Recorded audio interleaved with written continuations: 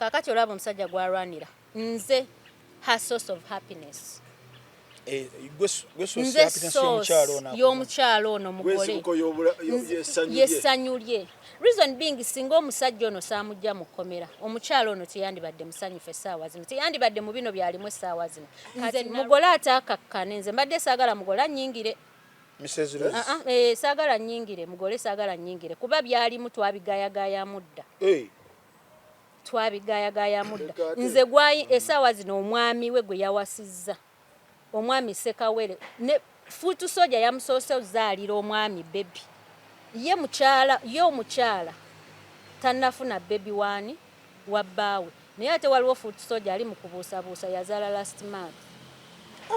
kati nze mugolande taddamu kunvuma taddamu kunnyegako abiyiteko buyisi waba ali hapa asigale ng'ali hapa takakasa muntu n'omu tanvuma kubanze source of her happiness andeke nze saamuvumyeko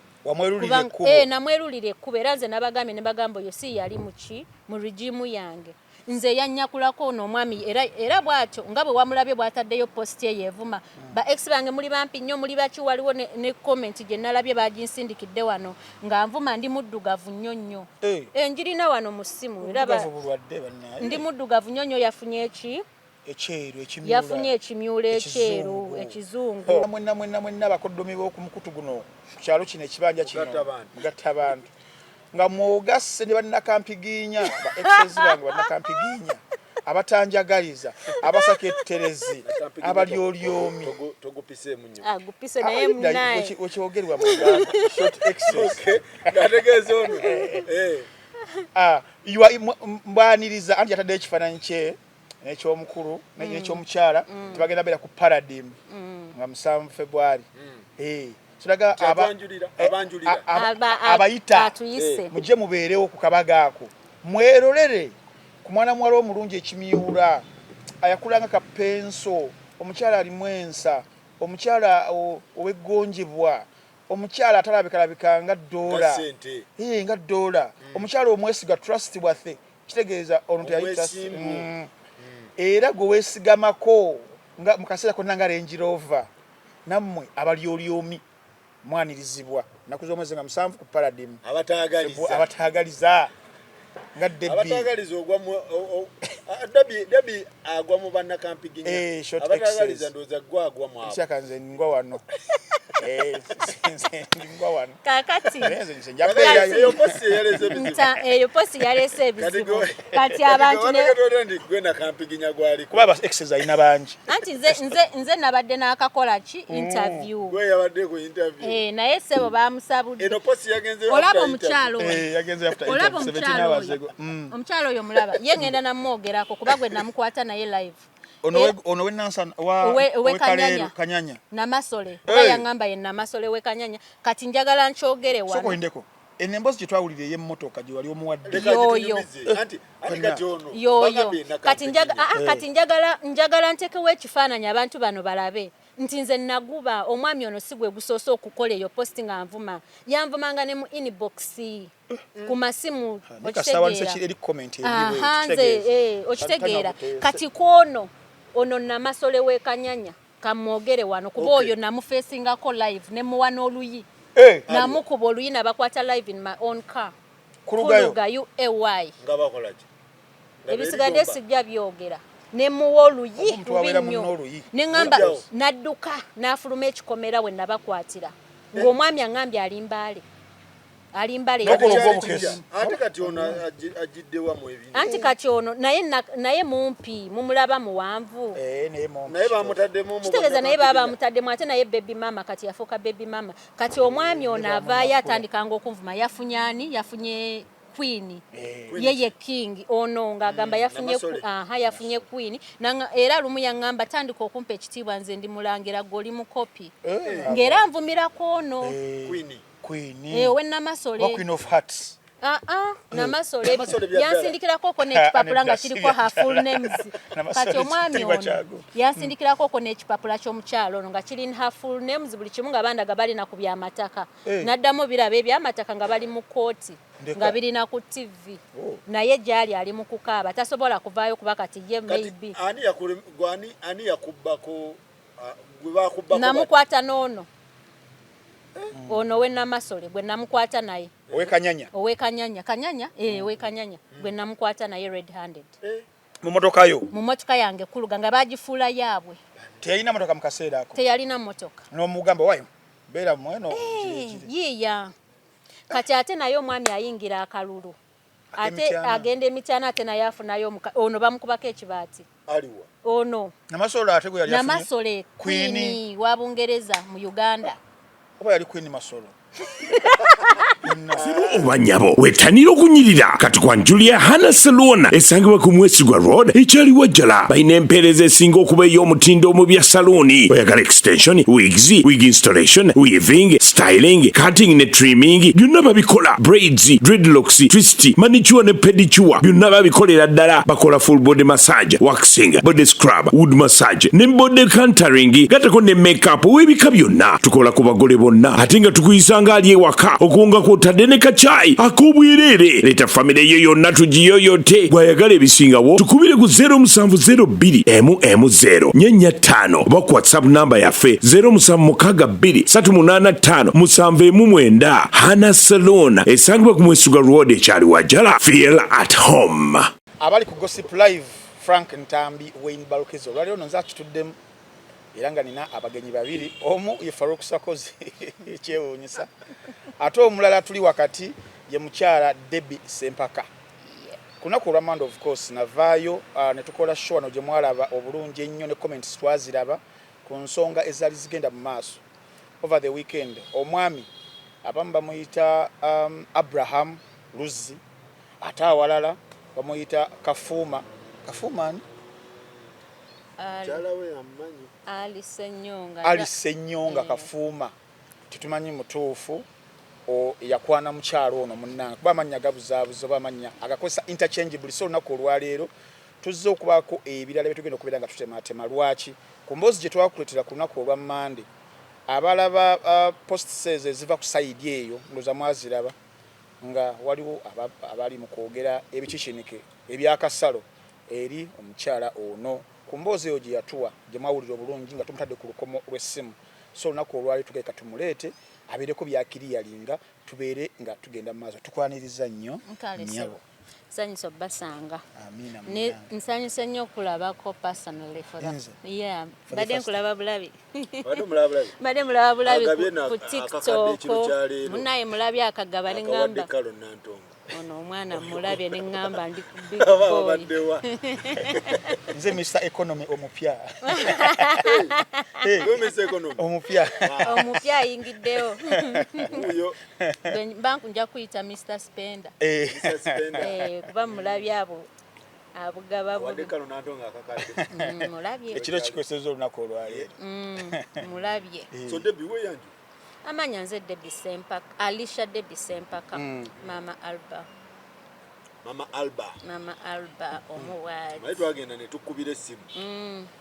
balowooza nti twakosezza AI mwankubira nali nno ndi mu kuvuga oba mwampulira nga ndi eyo mu kikubo kya gundi kya ttaka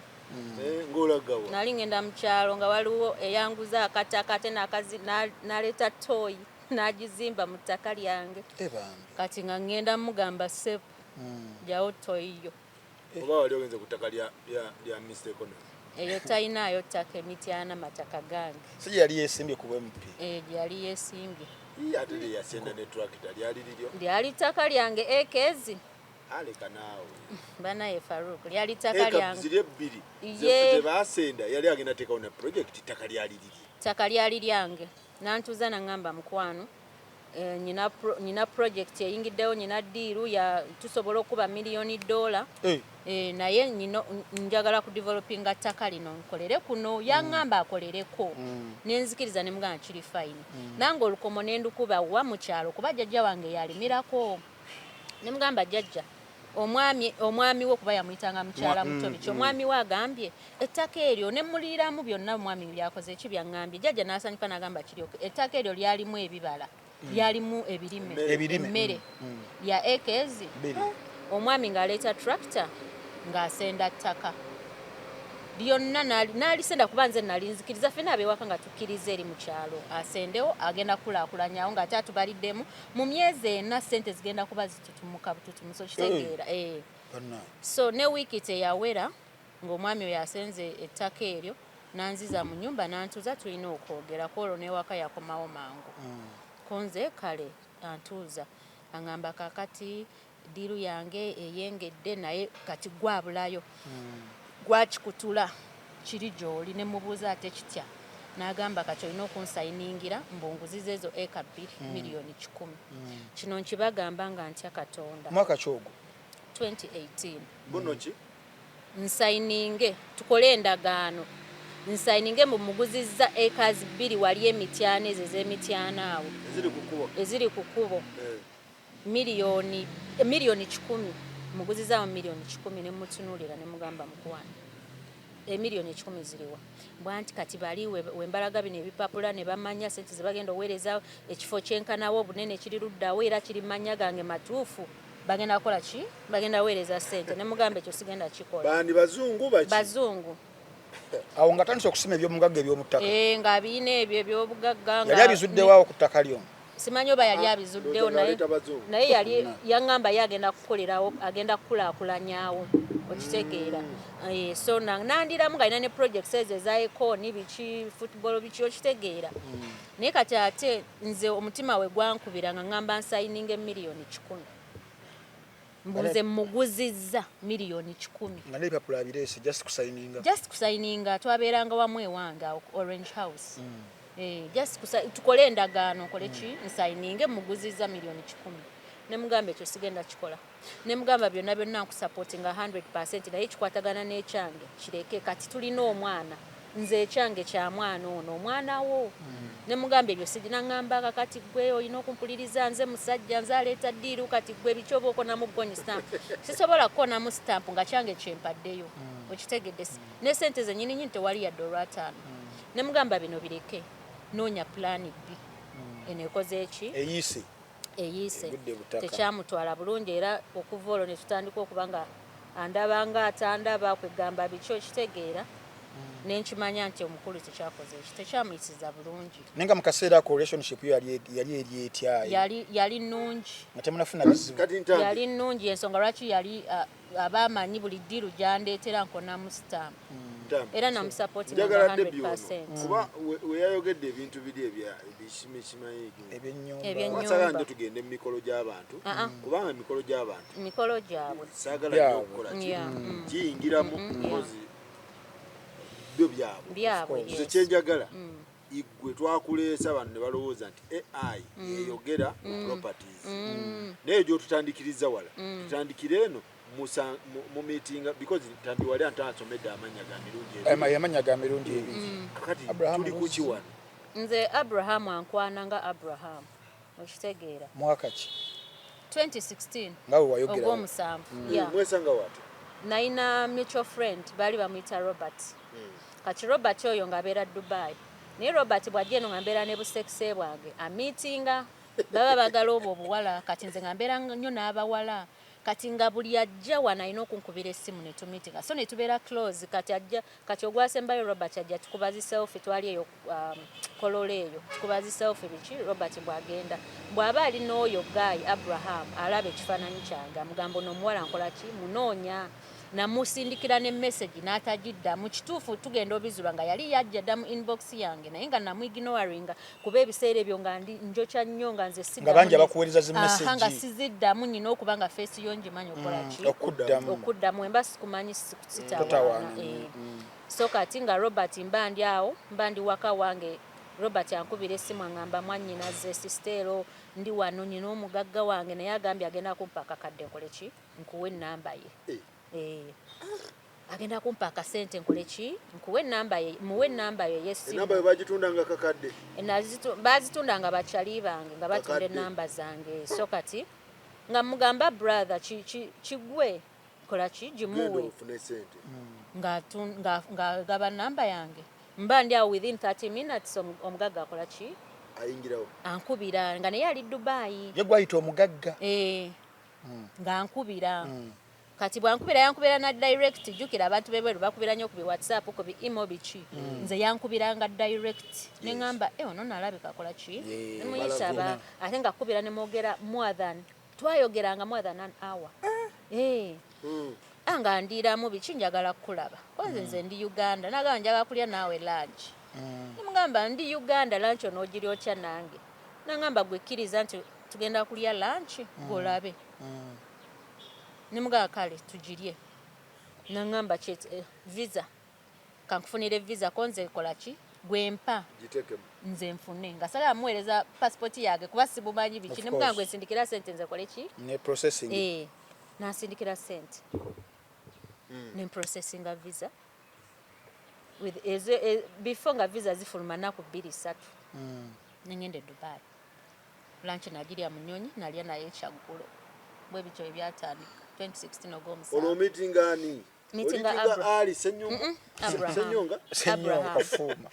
Senyomo mpozi mulala atujukiza nti yani Ali Senyomo ne gundi gabali banjawulo Senyomo mpozi wagamba yani yali gundi omugenzi ono wa Semwana yalina alias ya Ali Senyomo era naye yali Ali Senyomo ono ali ki Chef Kafuma Ali Senyonga Kafuma okay so kati go meeting ani na meeting Abraham Lutz tabasoma naye bagamba bukedde wuyo nze na meeting Abraham Lutz kuba twali tugenze nga just ne tumala ne twetegeera so twetegeera mbuze ebibuuzo ku date Dubai nje twamiti nga sente yazikuweereza esente eza visa yaweereza ne ticket ne bagenda ne bali obulamu olengera omugagga olwo omugagga ntuuseeyo ekintu kikutte okitegeera kyakwata okay sijalimba ekintu kyakwata ne falling in love nanda guy has fallen in love with me ne falling in love ne tusandika kwemanya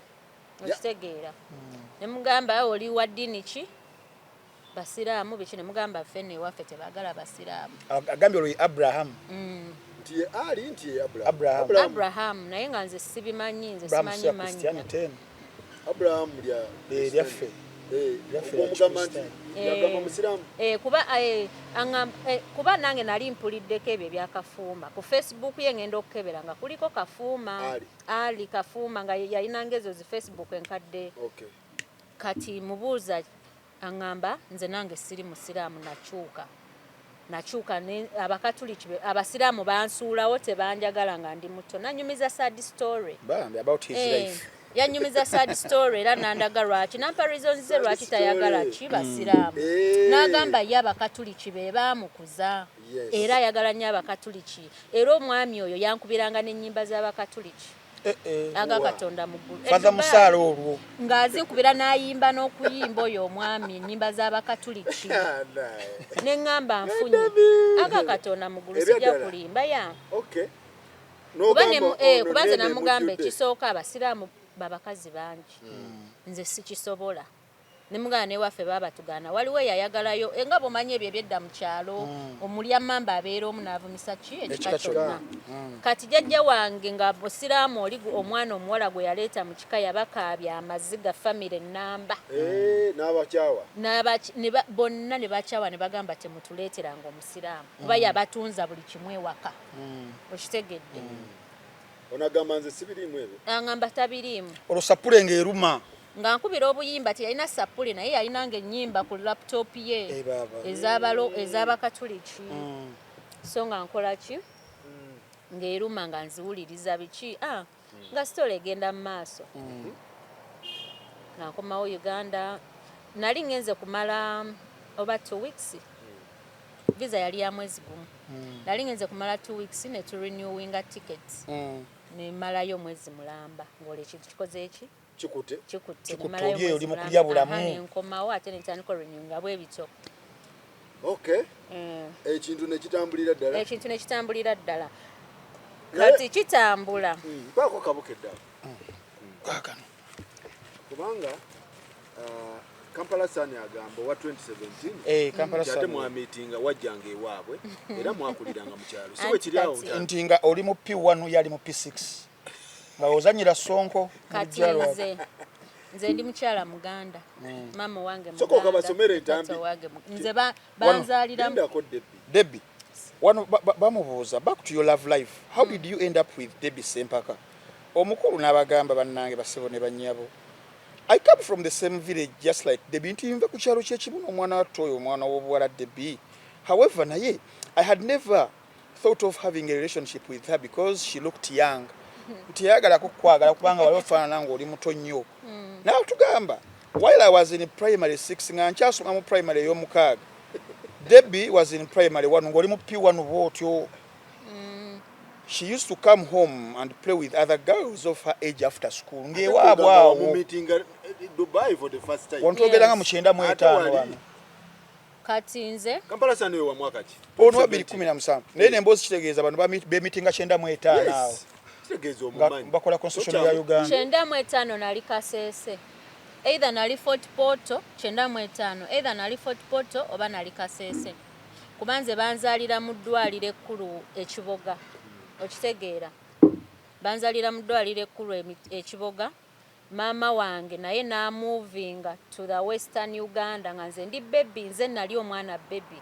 okitegeera kati nze mama wange afa 98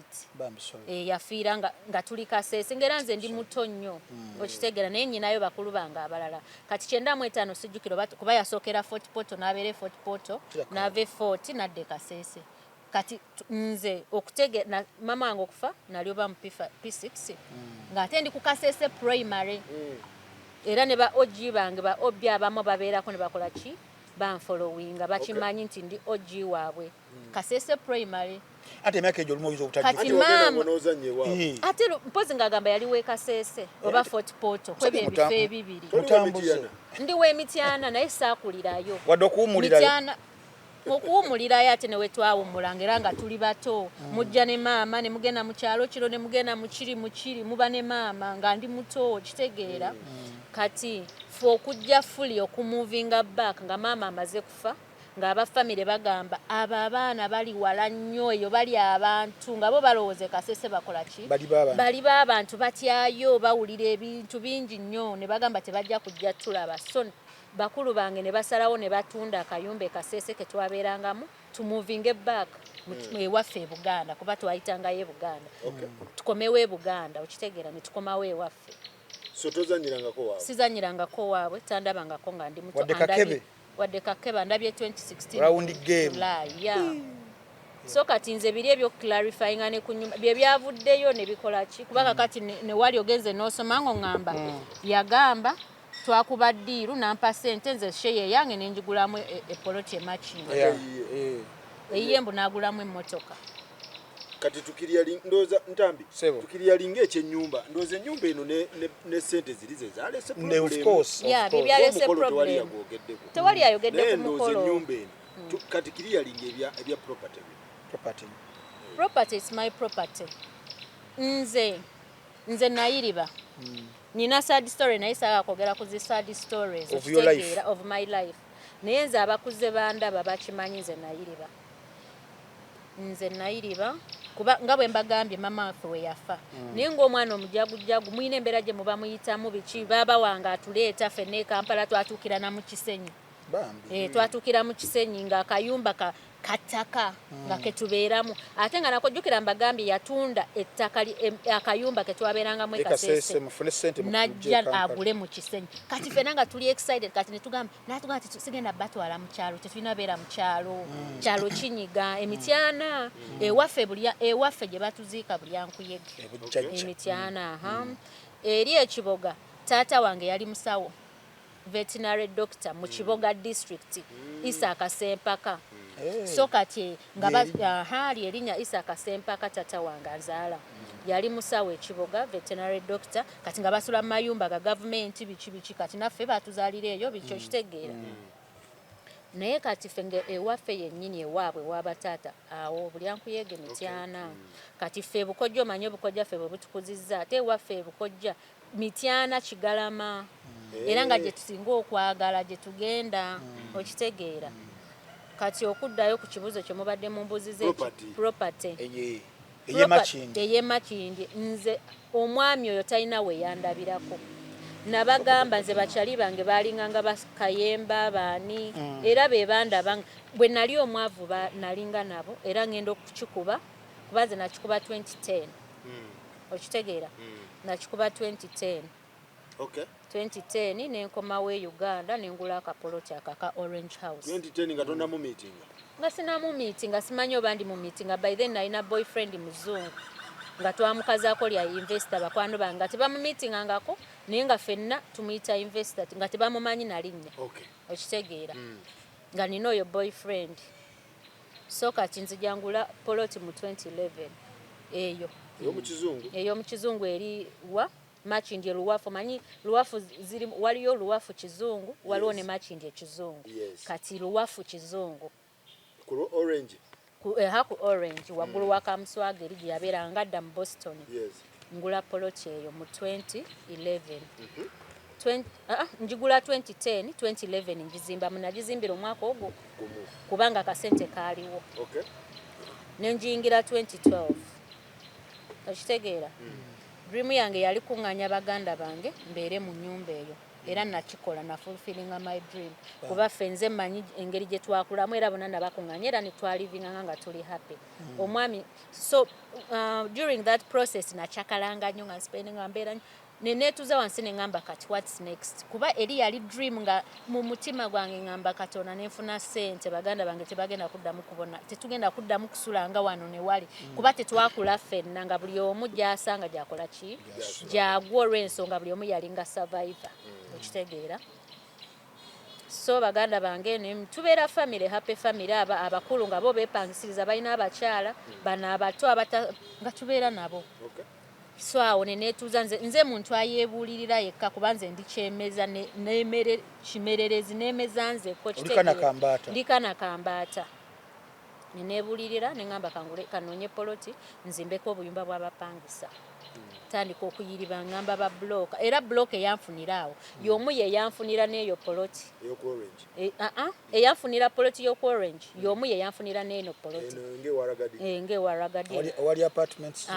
ya apartments kati ngamba muwala wange mfunye poloti antwalayo nkola kinjiraba kati mukujiraba nkubira Kayemba Solomon honorable kati mugamba mwana affe bandaze poloti naye nsiimyewo kimanyiriraanye ragadi nsiimyewo ate wanene jangu tukole ki kati kumbe Kayemba yali ne dirisa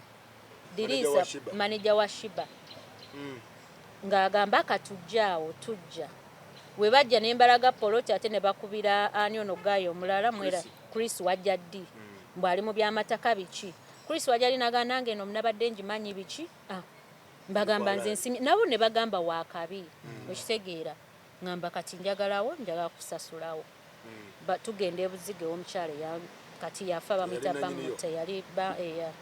yali nanyini naye amaka gabwe gye gali ne family ebikiwe bali tugende buziga twogera bizinensi biki nsitula omukyala tumuteeka mu motoka ngenda mu banka yange debi katonda agenda mali ntambi omukyala ono kyaliko nti in case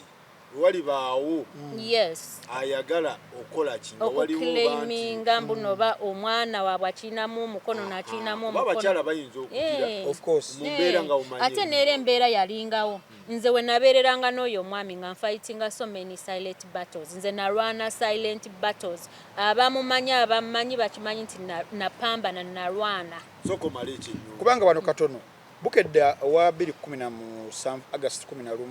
story ya Martin Ndijo na Josephat Seguya bali bogera ku byobugagga byali omwami wo nga bagamba nti ng'ogyeko emmotoka ez'ebbeeyi ettaka n'ebizimbe byasitudde mu bitundu by'e Makindi Buziga Munyonyo Ntebe n'awalala Luzzi musuubuzi wa byabugagga bya mutaka so wano kiba kitegeeza nti alina property Makindi Buziga ne Munyonyo n'Entebe so Makindi ez'ebbiri ezoogerwako talina property yonna Makindi kiriyalinga talina property yonna e Makindi so much proto yogifuna njagala ogiteme paka mu kugizimbamu ploti njifuna baba bimba bayinza okujja one time ne balowooza nti era mbadde nga nwana entalo bantu bangi family his people ayina mikwano egyo biki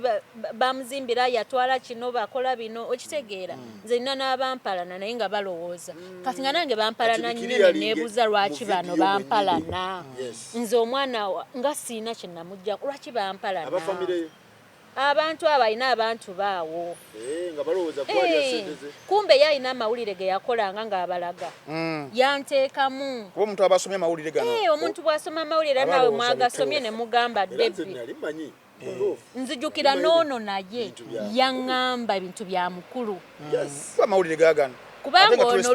ono lumu ajjako okwo awo ku apartments nga tezinnagwa omanyi ono yali kyali wange kuva dda ono kati ajjako ku apartments nga tezinnagwa kati nga olwo ndi n'omukulu aŋŋamba ayagala kukuba bifaananyi biki kati ate omukulu nga yafulumizza dda amawulire kati mugamba saagala ogakube saagala obikube kati ambuza lwaki kati nkwata essimu nkubira omukulu ndowooza waliwo era ekyo kyekyakola ki mukubira mugamba ndi wano ne Faruka abadde yagakuba bifaananyi muleka akuba ebiki biki muleka alambula ennyumba kati ono ekyo kye yatwala n'agamba okay si eno ennyumba eyogerwako eyo yeesooka eyo that's my first house eyo orange house apartments ze twogerako apartments kati Faruku okuvaawo naye yavaawo amanyi ebintu bya mukulu naye kati nzija ngamba Faruku nedda ebintu byange naye omanyi woba oli mu relationship n'omwami oba oyina omuweesa ekitiibwa kati already alaze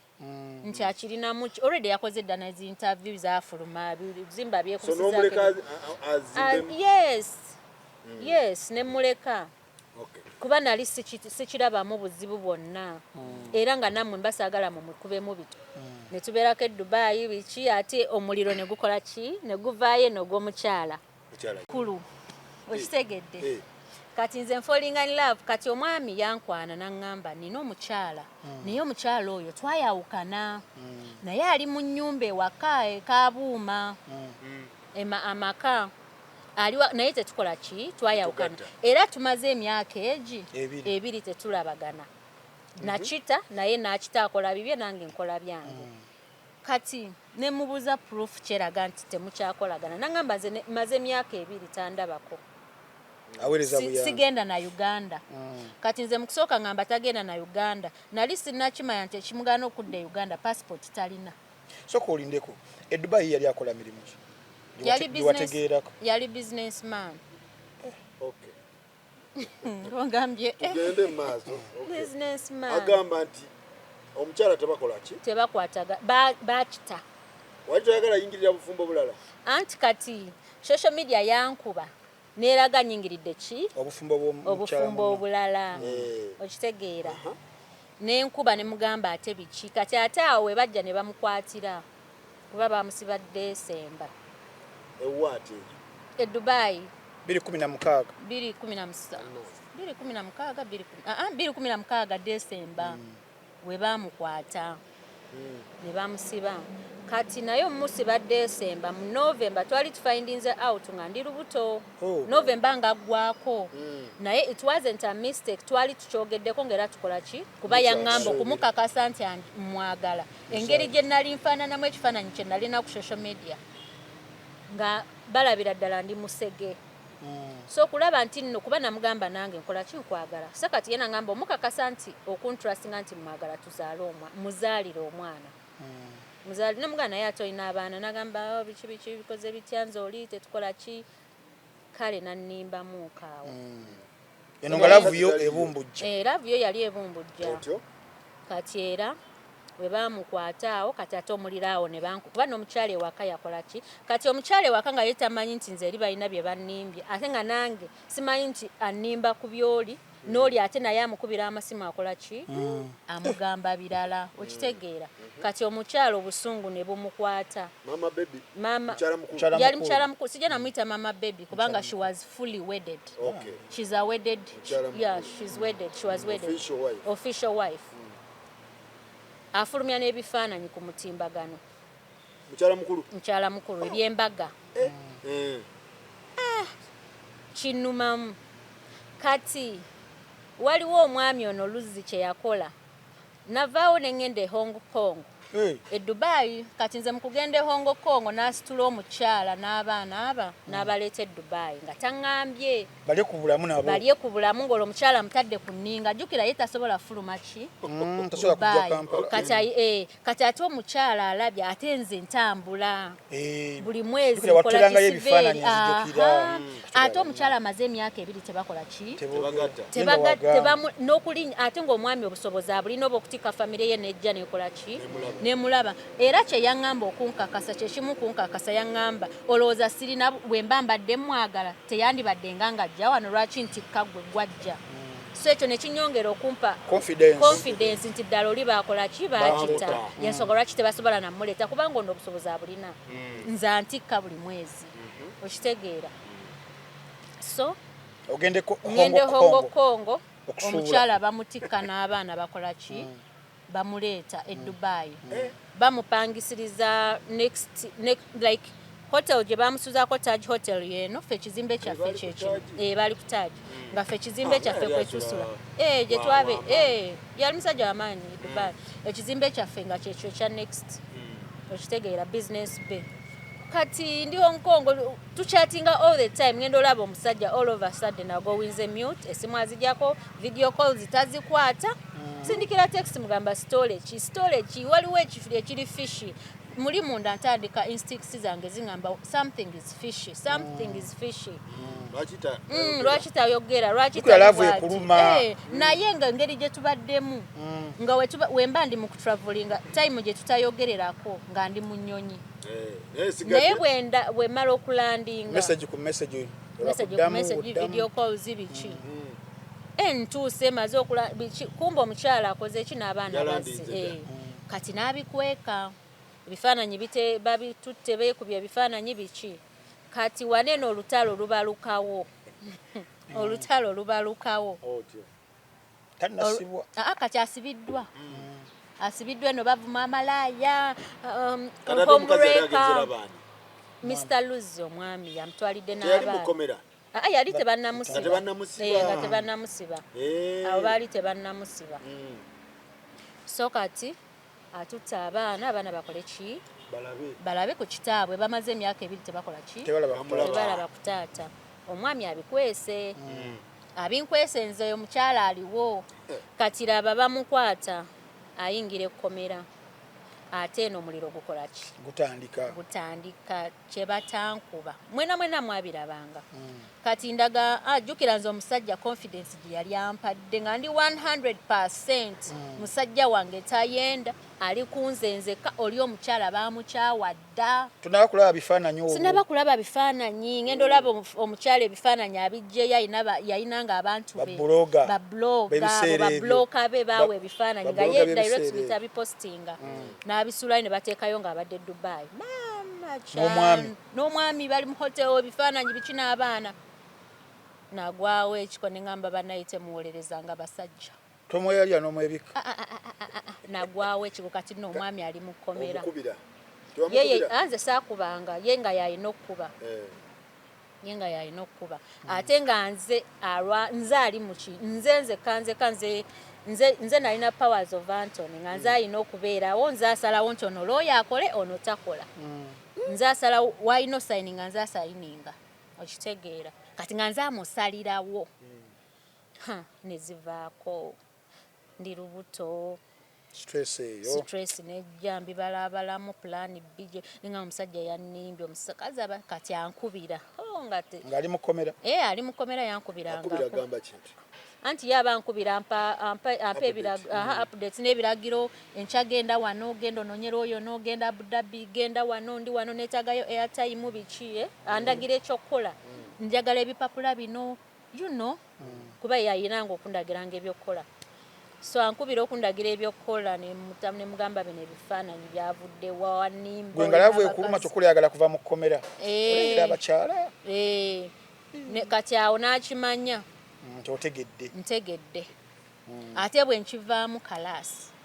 okitegeera bwe nkubawo katawulo kati yalina okunoonya engeri ki gyakubamu omukyalo amagi okitegeera yalina okunoonya engeri gyakubamu omukyalo ono amagi first wife ewuwo ewange oddemu ligaininga confidence gyamuyinamu aŋŋamba oyo n'obubagabaga bwakukuba mu feesi obubaga bwali bwa layisi ekisooka akate nabawa kalema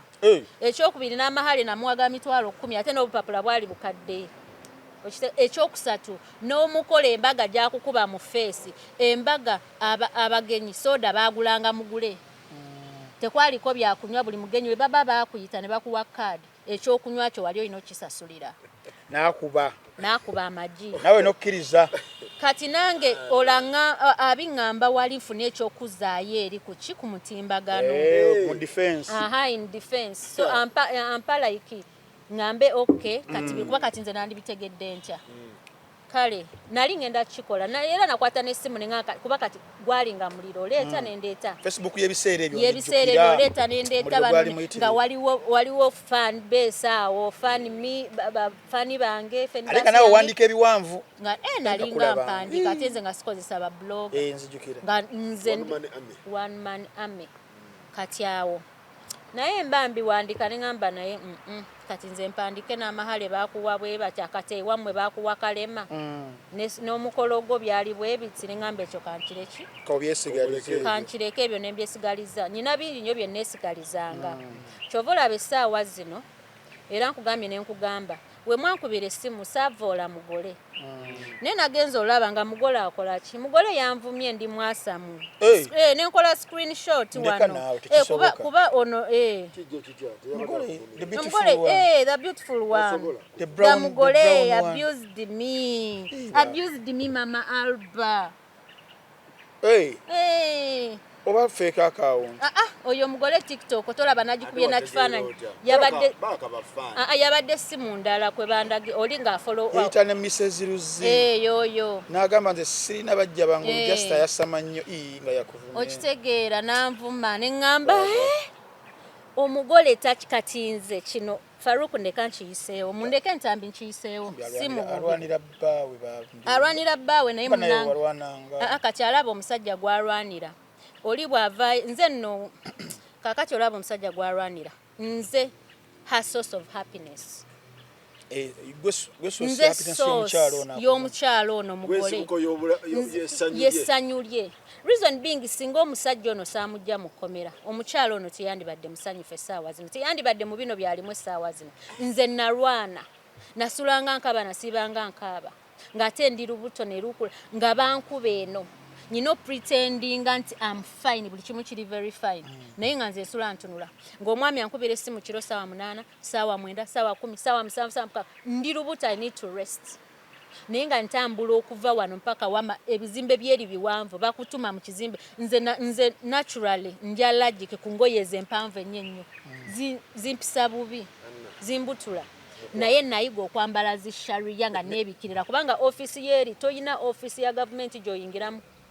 nga teweebikiridde wenna okitegeera nalwana tooth and nail okulaba nti omwami waffe ava mu kkomera ku ssente zo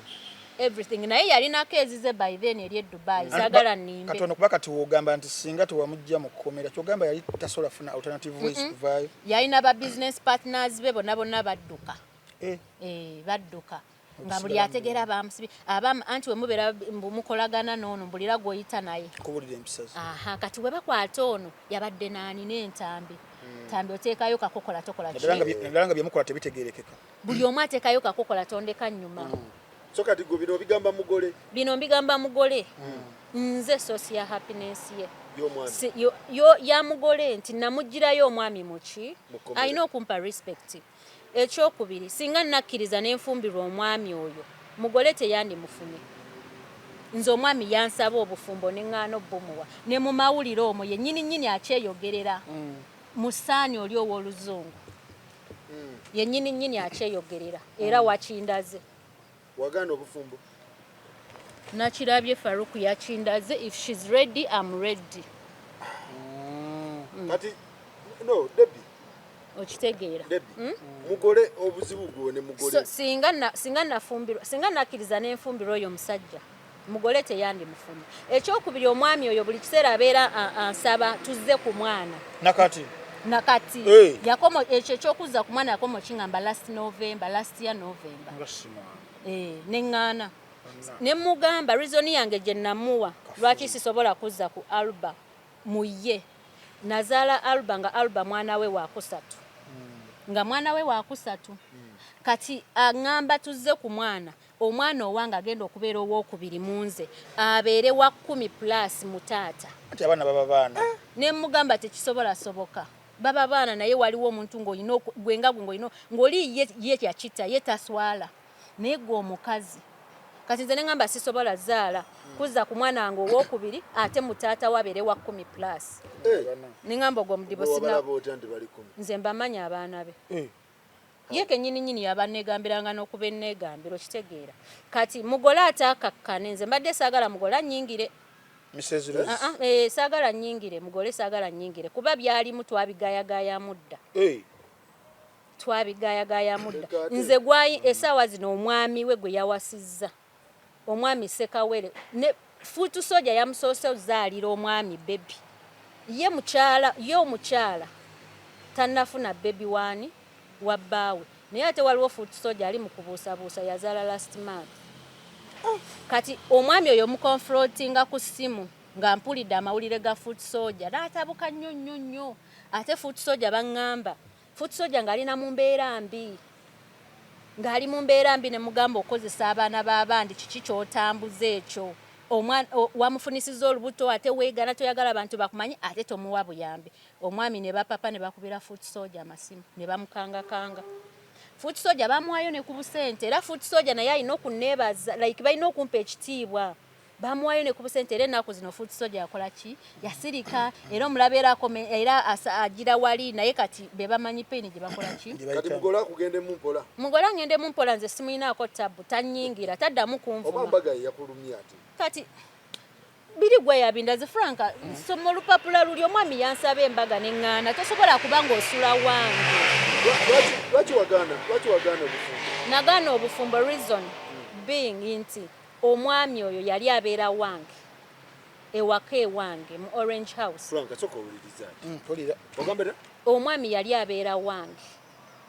ewaka ewange mu maka gange nga wamuwasa tewamuwasa nali saamu sijaga omukazi tawasa munono mu Buganda wano kasita omusajja ajja nga asula mu nnyumba ya mukazi tugamba basiddwa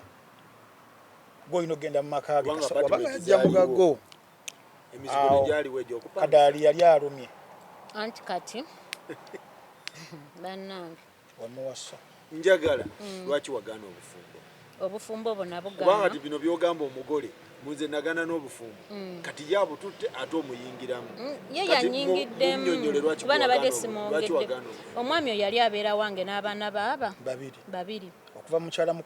mukyala mukulu abaana abo bandeetera yangamba mukyala mukulu yanyiize yangamba mukyala mukulu yafunye bbaawe mu tabuliiki era omwami ono nga ndaga n'ebifaananyi okumpa that confidence nti omusajja mulina muki mutaano nga ndaga n'ebifaananyi era nga nange ndaba olumu omukyala mukulu nze sayina namba ye naye ku y'omusajja ng'omukyala mukulu apostinga ku status whatsapp status n'ateekayo omwami oli omupya omusajja ng'abindaga kati nga nange wali mbeera ne confidence kati lumu n'akeera n'aŋŋamba omukyala yagenze n'aleka abaana mu nnyumba jjukira yabeeranga wange naye ng'olumu agenda n'acekingayo alabe abaana bali batya biki kati mbw agenda okuddayo cheki nga yasanga abaana mu nju nakina mukozi bw'omukyala yamuvinze out n'aleka abaana mu nnyumba kati n'aŋŋamba n'ansaba abaana abaleete tubeerenga wamu kubanga kijja kuba costly nze okubanga tuli eno nga kitegeeza tulina oggula eno ebyokulya tulina eno waliyo Alba waliyo Alba mwana we n'eri ababiri bali ki ate nga bato baali bato Franco manyi nze njagala njogera ebintu nga sirimba okumanya baali bato kambalage ebifaananyi byabwe we baaleetera abaana abo n'essaawa zino abaana abo bakola ki abaana ba mukyala mukulu abaana ba mukyala mukulu we baabaleetera kitegeeza walabirira taata n'abaana ewakaawo kitegeeza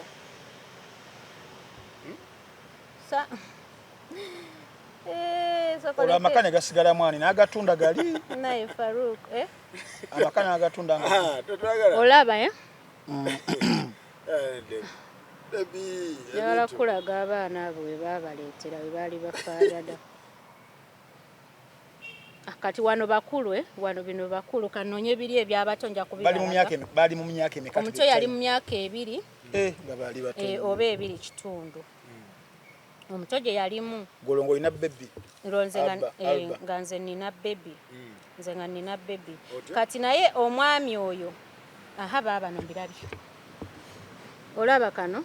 keka baby. This is me, right? Yes. Ono ye dota wo mukulu. Ono ye wange Alba. Yes. Ndozo biraba wano. Twali wange waka mu Orange House. Kaka no ebakaleetera we kali kafaanana. Okitegera. Kati wano nga kivuddeyo. Idi.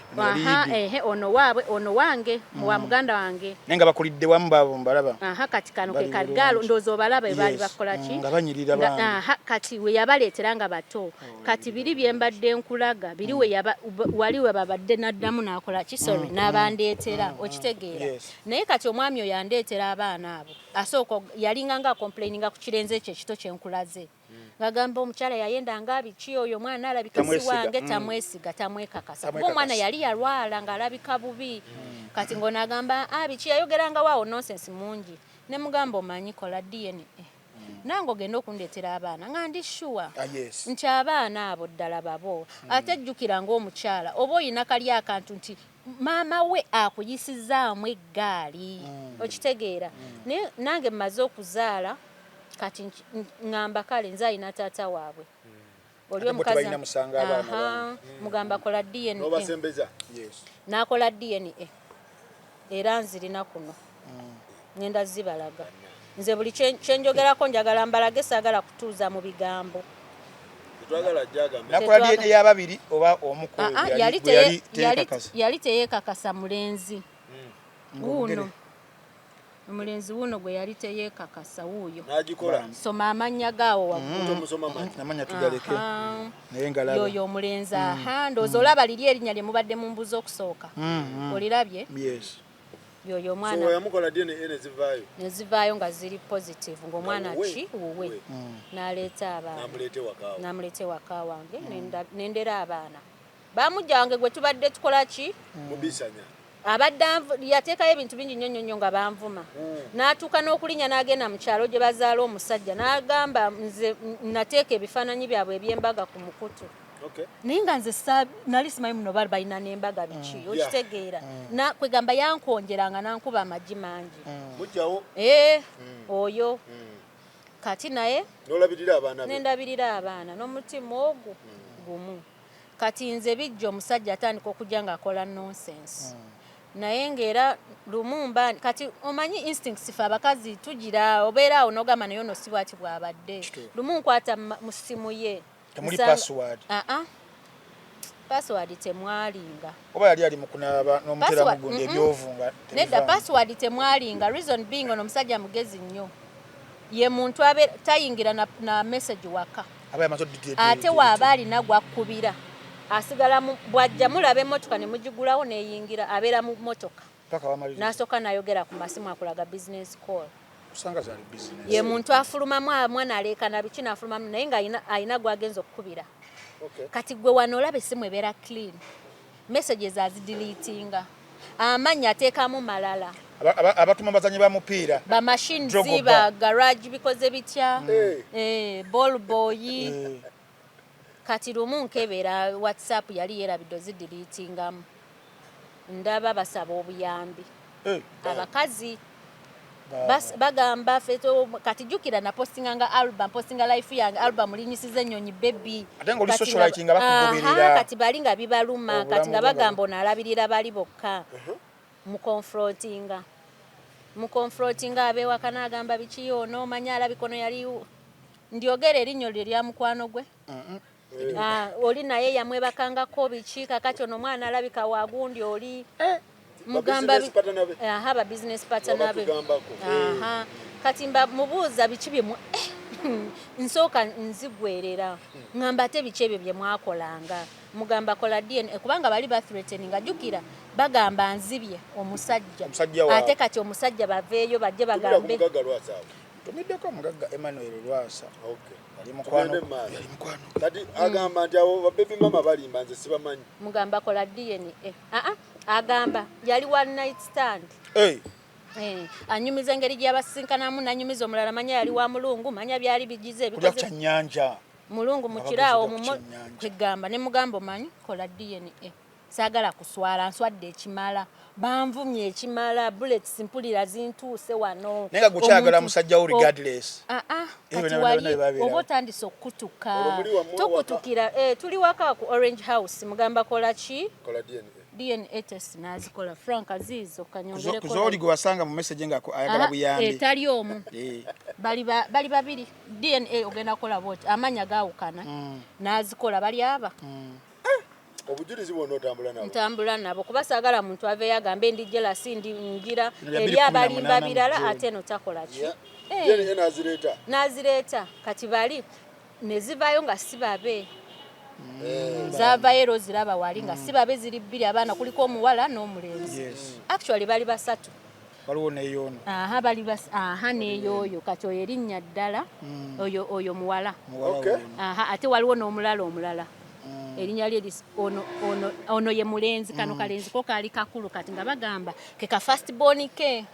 ako naye ne kava kati ate waliyo n'omulala bali basatu zino DNA za mirundi ena biri emu nevayo ngeri ono eryo lya muwala yavayo eri negative ejjukira wali tulabye Sofia wano tulabye Anira wali tulabye ani Ali togategedde ate ne kiri ekirenzi kiri ekiri positive kyo kati ezo DNA meka nya emu nevayo ngeri ki positive ne mugaba mwana mulete waka bana basatu nga ziri negative ne mugaba kati abo bateekeko full stop toba wabudde abo mbawonye tetushayina birimbo ate ngenda bagenda kunsekerera kati nze kye ngamba omukyala mukulu nga bayawula obanga tebayawula omukyala mukulu olonga ali wa mwami omupya amaka gasigala mwani agoyo omukyala omukozi omukozi mwasigalamu omukozi kati omwami n'aleeta ne bakwano be nga babeeramu awo kati anti mbasisobola kuva waka ennyumba eyange ate ngende mu maka g'omukazi mwabadde first wife mbajja ogo liba liyitiridde okitegeera so ngeri sobola genda kati nze weŋŋaanira obufumbo natuuza omwami ne mugamba kati nno bategedde tuli bagagga nnyo bavundu ate ngera mu comments batuvuma bakuwasa toyina makulu bikinga binnuma biba binnuma n'ekyokubiri kyannumanga nti baganda be nabeeranga nabewaka tebakyali free muko waali okitegeera like muko waali tebakyetaaya ate muko ye ng'ali free tabifaako kale muko teyalina ye nga tabalaga problem ye ng'okubeera naye talina problem nga bo tebamuyinaamu problem yadde neegi naye nze asula naye mu buliri nze nakubangamu ebituli bo eri ali era kati abatamumanyi bagamba kawala ako kawayiriza naye nga abamumanyi bo bakola ki bakimanyi tuuza omwami waffe omwami wange mu kisenge mugamba mukwano manyi tufune ssente naye nangawo ku busente bwange nga bukyajja nga ngamba omwami funa haafu nange nfune haafu tunoonye poloti emuyenga tukole ki tuzimbe amaka gaffe mwe tugenda okukuliza abaana kuba kati nzadde kati nga mbeera awo n'ensaaga ne mugamba abaana bo bajjudde mu nju yange abaana bo baagala kuwamba nnyumba yange ne mugamba mbeera ntya wano nga ndi mukazi omu mu baana bo basatu ng'olombala abaana be basatu bali ababiri n'owange kuba baba babi ne mugamba mugenda kuwamba mu maka gange abaana bo ankulaba mwagala osaagiriza just nga nsaagiriza mwagala kumpamba tufune aga kitaabwe nze njagula nyumba ewedde ebi nebyenyumba kuzimba biwanvu ne mugamba nze byendimu bye nategeera ne mugamba omuntu agula poloti okola buli kimu nga kikyoga omanya omusingi si bino mbw ate oguze ate nsanzemu amayembe nsanzemu basimbamu kino nembeera nga mulemerako aleetaawo proposal y'okukola ki aŋŋamba ebintu byesiba reason being ife abasiraamu oba tokoze nika oba toyanjudde towasiza mukazi mu mitendera ng'osula n'omukazi emikisa tegijja nakiŋŋamba bo mu busiraamu ate yagamba omukatuliki kati anzigirayo ki obusiraamu emikisa tegikola ki tegijja nyina okuba ng'eri nkwanjudde nkuwadde amahale buli kimu kati ne mugamba naye nze nakugamba mu kusooka nangamba usigaza n'erinnya lyo tukyusa kati Alisha just spelling yekyuka Alisha biki bikoze bicha ne mugamba kati nze sigenda kukikola reason being tubeera wano ate yali ayagalira tukole emikolo tujja kola emikolo bichinga kuba zi plans ezo ez'emikolo ne mugamba kati tukole emikolo tuve mu mikolo tugende ku honeymoon tuve mu honeymoon tukomewo wano mu baganda bange ewake mu baganda bange ze namugamba nga mu baganda bange ne mugamba olaba dream yange yali ndala nnyo ne mugamba nange siyala mu baganda bange bantunulira tebasobola kwogera kubanga nze nnyiniwo ne nkiraba mu face yaabwe ate bakwagala nnyo baganda bange bali bamwagala nnyo ngera bo balaga tewali ne nange muli siyala nze ndi mwana wa buwala oyina okumpasa n'ontwala ewuwo okitegeera ne mugamba ezo sente zo budgetingira ngenda kufuna sente tukole ABCD tugule poloti kale wakiri tugule poloti kuba wona ogula poloti nebeerawo ojja kuba oli awo gamba kansibe w'ekikomera ne mugamba nange bwentyo bwenkola nagula poloti tusooke poloti yagamba tusooke emikolo gye gigenda okubamu emikisa biki ayagala kakasa nze nkizula ayagala kakasa ono mukyala gwe baatutte oba omukyala oba yewe bamutwala oba omwami oba yagenda n'akyalo oba bakola ku mikolo simanyi naye nalaba nga waliwo competition ey'okukakasa nze ne ngamba sigenda kukola bintu bya kakasa okitegeera kubanga nze kyendimu nkimanyi abeebweru bo tusanyusa abeebweru naye nga ffe mu nyumba tukola ki sigenda kakasa ne mugamba tusoke teri kisinga poloti olaba bwe tunazimba amaka gaffe nga mukubira plan bannamawulire bajja kujjangayo bagakuba ebifaananyi osigale era mu kimu limelight nga buli wafunamu akasente ogenda omulaba ali mu kuziga babiki buli lumu era twatabuka nangamba nze tompa mateeka ku sente zange bwe yawa Onyango n'okwi miliyoni 7 twatabuka ewaka nangamba simuwa amateeka ku sente ze ye sente ze yalina okuze planningira bikize muvuga speed nnyo muteeka ku pressure naye nga pressure gye muteekako yakufuna ki maka agagge agaffe kuba nze namugamba already nja contributinga kuba obusobozi nali nkolaki nali mbulina ate nga njagala naye nga wali waffe w'abaana baffe nti niwaba wazeeyo omuntu omulala agamba omwana wuuno omwana asombera abaana muki kati ate nga ne life yange nakakana eyalinga agenda out sobola genda out nyina 3 kids at home kituufu twalina omukozi naye abaana bali beetaaga special care nga beetaaga special care ate nga nange nyina baby so bino obigamba mugole ategere byafaayo kati nze mugole andeke taddamu kunvuma taddamu kunyega kabiteko buyisi waba ali hapa sigale nga ali hapa takakasa muntu n'omu tanvuma kubanze source of her happiness andeke nze saamuvumyeko wamwerulire kubo namwerulire ekkubo era nze nabagambe ne bagamba oyo si yali mu regimu yange nze yanyakulako ono omwami era bwatyo nga bwe wamulabye bwataddeyo post ye yeevuma ba ex bange muli bampi nnyo muli baki waliwo ne comment gye nalabye baginsindikidde wano nga nvuma ndi muddugavu nnyo njirina wano mu ssimu era ndi muddugavu nnyo yafunye eki ekyeru yafunye ekimyulo ekyeru ekizungu okitegeera ndi mumpi ate ndi muddugavu nnyo ye muwanvu ate mweru ye muwanvu oli muwanvu naye olaba ebigambo ebyono omwami byayogera n'omukulu naye ajja n'akomentinga naye olaba ebigambo ebimuvaamu tosobola biisa mukamwa mukulu luzinga mukambwemu okitegeera so kambwemu byatandise bitya olutalo luno lwatandise luti nze jjo ngenda okulaba ani yatandise Luzi yataddeyo post ng'envuma kati nze batandika okuntaaginga batandika okuntaaginga post yiino yiino si yeeyo byatandise bitya ati post yiino gye bataddeyo babebi mama mukulu Luzi yawandiise n'agamba all online in-laws including my short exes haters adversaries you are invited come observe a pencil like woman of substance dignified and valuable like dollars trustworthy and reliable like a Range Rover even those full anger you are welcome kabavunulire yagambye mwenna bakoddomi b'okumukutu guno ku kyalo kino ekibanja kino mugatta abantu nga mwogasse ne bannakampiginya ba exes bange bannakampiginya abatanjagaliza abasaketterezi abalyolyomi togupise munyo agupise naye munaye okyogerwa mu Uganda short exes ngategeeza ono mbwaniriza anti yatadde ekifaananyi kye n'ekyomukulu n'ekyomukyala tebagenda beera ku Paradigm nga 7 February kiraga abayita mujje mubeerewo ku kabaga ako mwerolere ku mwana muwala omulungi ekimyula ayakulanga kapenso omukyala alimu ensa omukyala oweggonjebwa omukyala atalabika nga dola nga dola omukyala omwesiga trust wathe kitegeeza ono teyayita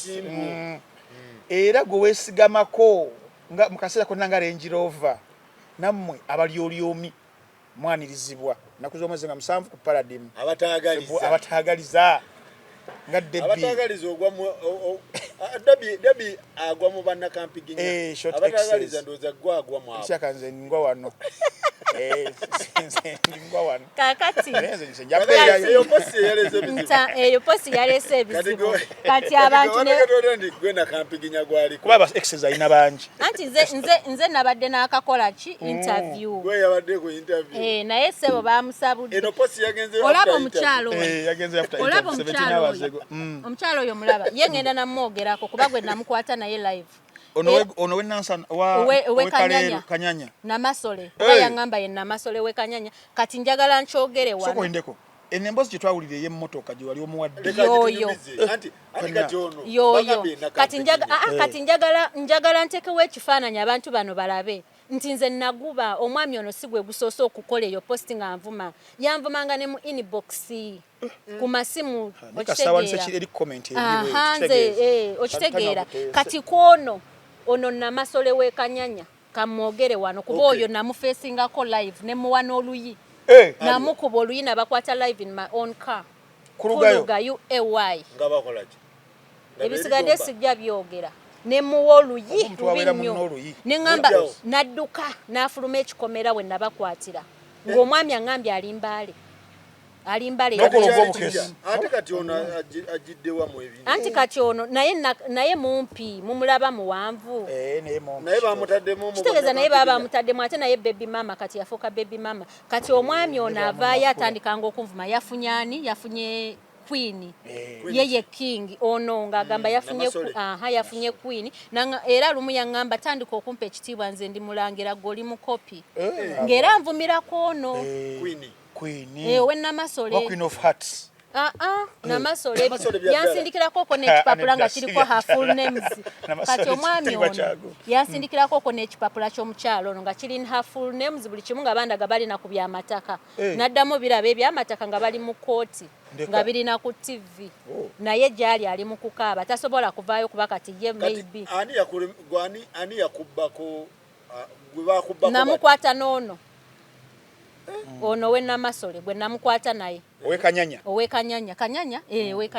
gwe namukwata naye red handed mu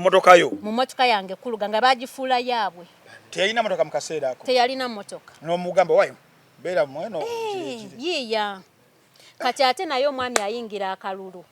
ate agenda emityana ate naye afunayo ono bamukubako ekibaati aliwa ono namasole ate gwe yali afunye namasole queen wa Bungereza mu Uganda oba yali Queen Masolo Queen wa Bungereza naye bamukubako ekiki nga muzaddemu alina abaana otyo emityana yafunayo emityana ate yali agenze kola kunoonya akalulu kagaane n'abaana bagaane obusungu kati akalulu naye oba kalulu okamanyi ebbanga lyobeereo ku ground mu kaluta inza beera naawe ku ground abamungi tanza beera mu byakwegatta ono omusajja kati mmwe kati nze awo we mbagambira nze Farouk mbabuulira naguba kati namasole yakulumbye naye kyagala kuwaayiriza nze n'okumulaba twakoma ku luyi lwe nabawa saddamu kumuwuliza saddamu kulaba ku mukyalo atogambe baatabuka ebyamataka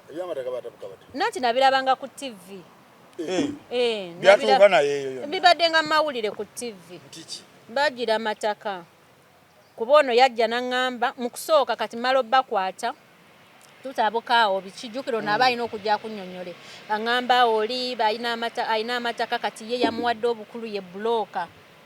Namasole yawadde ono obukulu. Yawadde ono obukulu ye bulooka w'amataka anoonye nga bekibabaaya bizinensi biki bikoze bitya. Tebyagwa bulungi. Naye era obutagwa bulungi era nga ndaba ki jjukira kyolabyeko. Yali alimba. Kuba ye bw'afuna omukazi banasooka n'abagamba tuli ku bizinensi. Era olumu bambi. Tuli ku bizinensi naye nga bizinensi eba ya birala. Kakati nawulirako nti ekyogaana emikolo mbu mwali mwagala gatta bintu. Anti kati yaŋŋambanga ebyange ebibye ebyange bwe tuba tubeera wamu kitegeeza tukola ki tugatta ebintu ate bw'olaba n'amawulire ago bye googera kati nze ng'omukazi nze nali mu laavu naye saatege bino tebyantegeerera nakozesanga wano okitegeera omanyi ogenda n'obeera mu laavu. Lwaki wagaana okugatta like mugatta ebintu kati nze ebintu bye mbonaabonedde gojjo bitwale okole kati ng'olaba bino nga tokola divorce teyalina kintu nakimu kyemmanyi ekaabuuma okawuka amaka mukyala mukulu mwabeera yaŋŋamba gali mu mannya gaabwe aba ekaabuuma omukyala mukulu waabeera kuliko amanya g'abaana bali baaba ne maama ne taata be bantu aba kati nze awo tuba tugenda kugatta ki tewaba. Era nze ne bino bye namugamba nga tuzimbe gali g'abaana bali ababiri kuba maama wanaaba tasayininze nti tunda taata tajja kutunda Alba ye talinaayo kati nga mugamba tukole ebyaffe biri tetubirowo kuba nze sisobola kujja ate nenkayanira kintu teyalina kyayita on the table at the time. No teyalina anything like nga kiri ku Debbie yatyamu ng'agamba tewali kyakugatta singa yali alina nandikikoze kwe kugaana ogenda ndowooza wano kumpeta kyekyo singa yagendawo kitegeeza essaawa zino singa asika nze nandibadde muloosi era nze abantu bange banjagala kubanga nakozesa wano era balinga nga bakyeraliikirira kuba ku laavu gye nalimu nga basiba bansabira bagamba omwana oyo bannange tavaawo tasiimuuka kati temwasikamu muguwaawo nga omukolo giganye era akyuka nga ngamba kakati gwe olowooza nga musajja asagala mukazi abeera nga musajja omukazi olina okukaka n'omukazi olina okubeera omukazi n'owuliriza omusajja oba olumuleka ndeeta ekiteeso okole ki okigendereko naye nga ebiteeso bye nabigenderangako naye nga waliwo ebibeera nga biri kunze nga bigenda kukuba nze ngebisinza bigenderako. Kakati edecision y'obutagatta n'ey'okugaana empeta ne incident eno okumukwatira ne mu motoka Joyce Lodge kyekyasooka empeta nekigaana okigaana n'agamba kanefuniyo Namasole n'akyuka okitegeera sooka mpe ku mawulire gali ag'oluzungu n'akola ki n'akyuka okitegeera n'akyuka kati awo n'atandika awo ng'abeera akyuka mugole taddamu kumpalampa mugole taddamu kunvuma taddamu kumpalampa ndeke anti teyamenshonize erinnya lyo tiyegwe shoti x nze gwe yavumye njasama njogera nnyo nze njasama nayogedde nnyo biriwa ebituufu bye nayogedde you know wife we had a small introduction kankasomere abantu kabasomere kuba nze njagala twogere buli kintu kye twogerako nga nzijjayo bwino baleme kunvuma bajjeyo bukakafu tetuli mu bivumo tuli mu bukakafu. Kampala Sun 21 August 2017 mu bimu ku bibuuzo ebyabuuzibwa omukulu bamubuuza ku mukyala wife answer gye yabaddamu we had a small introduction ceremony in the village and I paid her bride price if she wants a big wedding I am ready for it. Mu Luganda twakulayo akakolo akatonotono mu kyalo kyewaabwe era n'ensasula bride price waba ayagala embaga ennene era nayo ngenda gikola nze luzze money bags okitegeera neŋŋamba no because I had everything to lose. Nenze nandisabye mugole n'omuleka anti taddamu kunvumaze nabadde siminaako obuzibu ekintu kye kati kambabulireyo kino ekintu obanga atayagaliza nze olutalo olwange luli wakati wange na tata wa mwana wange mugole ddala tata w'omwana wo tata w'omwana wange bba wa mugole bw'aba agamba nti tanjagala takyanjagala mu bulamu bwakwa mugole amugambe esasula sente z'omukazi